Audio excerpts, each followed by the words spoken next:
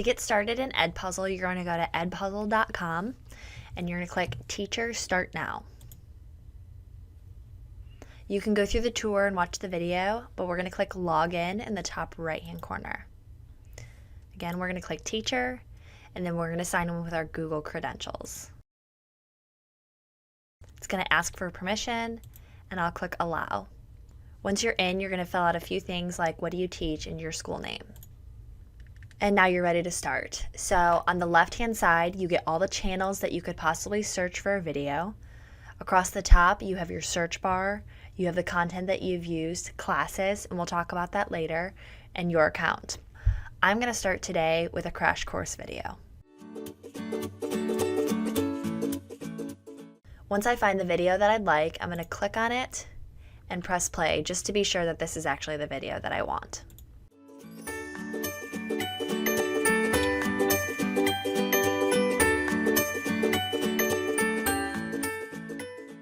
So once I've decided that this is the video that I'd like to use, I'm going to click Use It in the top.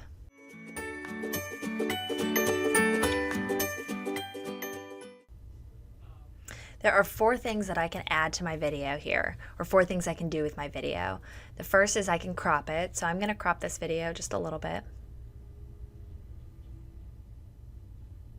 So after I've cropped my video, I move on to the other 3 options that I have here. So the first option is audio track, which actually allows me to mute the audio from the video and record my own teaching over whatever the video might be.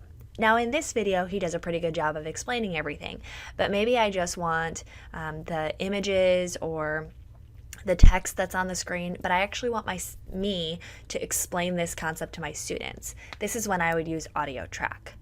The next option that I have are audio notes. So this is going to pause the video and bring a note up to my students. So this might be an introductory note.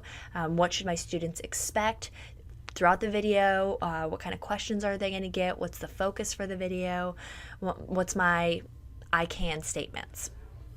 After that, I finish up with a few quiz questions. So I'm looking at multiple choice questions, I'm looking at open response questions that can be graded by me as a teacher, or I'm looking at just comments that I can leave throughout the video for my students, some things to think about.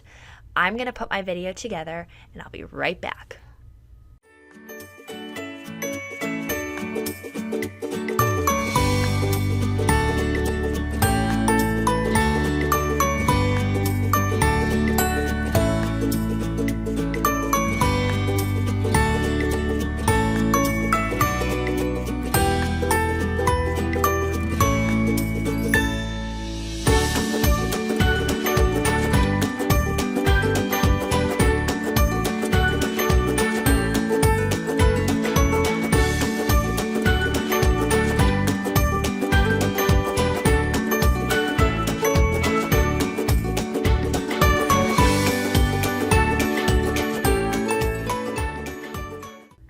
Once I've finished my video, I've added any notes that I wanted to, I've put my questions in, everything looks good, I've saved it. I'm going to click Finish to actually get this out to my students.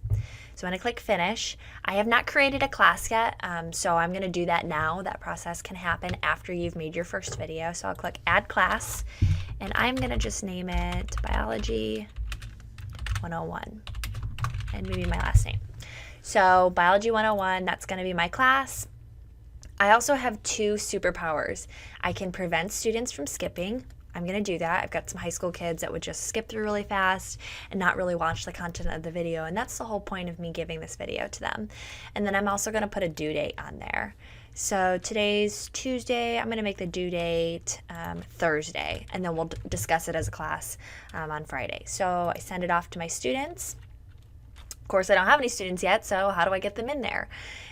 I have this little blue button on the top right hand corner that says Invite Students. If I use Edmodo or I use Google Classroom, my students follow me on Twitter, I can just tweet the link out and they can join my class that way. The other way that my students can join my class is by creating their own account with their Google single sign-on and then using this class code.